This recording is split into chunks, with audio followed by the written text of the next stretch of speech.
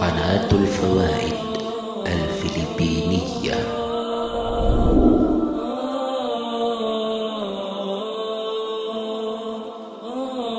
أحب أن أتذاكر معكم أمرا يطلبه كل أحد، يطلبه الصغير ويطلبه الكبير، يطلبه الذكر وتطلبه الأنثى.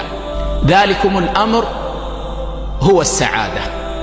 وكثير من الناس اليوم يقولون إنا لا نشعر بالسعادة، وقد تنوعت طرق الناس في طلب السعادة. فمن الناس من ظن أن السعادة في تكثير الأموال، فأصبح يسعى في تكثير الأموال ولا يبالي من أي طريق كانت، وألهته عن ذكر الله. فإذا تعارض طلب المال مع الصلاة ناداه شيطانه حي على الماء، فلا يحقق سعادة، وإنما يكون حاله كما قال الله عز وجل: ألهاكم التكاثر حتى زرتم المقابر. فطلب التكثير بالأموال، ومن الناس من طلب التكثير بالأولاد وألهاه ذلك عن ذكر الله سبحانه وتعالى. ومن الناس من ظن أن السعادة في الأسفار، فيظل طول عمره ينتقل من بلد إلى بلد لا تهنأ به زوجة ولا ولد، يبحث عن السعادة فلا يحصلها.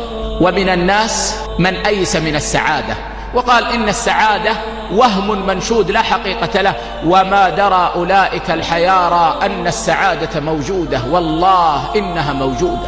إن السعادة في قلب تقي وعمل صالح زكي. من وفقه الله عز وجل للتقوى فرزقه الله قلبا تقيا يقف به عند محارم الله فلا ينتهكها، ويقف به عند فرائض الله فلا يفرط فيها، ورزقه عملا صالحا، فقد رزقه السعادة. وذلك أن السعادة يا إخوة هي اطمئنان القلب، والقلوب بين أصبعين من أصابع الرحمن يقلبها كيف يشاء. فالسعادة هبة من الله سبحانه وتعالى يهبها لعباده الصالحين. والعبد المؤمن يعيش حياته في سعادة. هل يعني هذا أنه لا يبتلى؟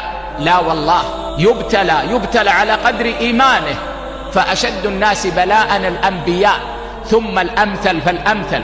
يبتلى الرجل على قدر دينه، ولكن يكون ذلك خيرا له فيكون سعيدا، كما قال النبي صلى الله عليه وسلم: عجبا لأمر المؤمن إن أمره كله له خير، إن أصابته سراء شكر فكان ذلك خيرا له، وإن أصابته ضراء صبر فكان ذلك خيرا له، وليس ذلك إلا للمؤمن. لا إله إلا الله. كيف تعيش في الحياة؟ إما في سراء وإما في ضراء، والمؤمن كل ذلك خير له فيكون في سعادة. يسعد المؤمن في الدنيا لأن الله عز وجل يرزقه طمأنينة القلب والقناعة بما يؤتاه.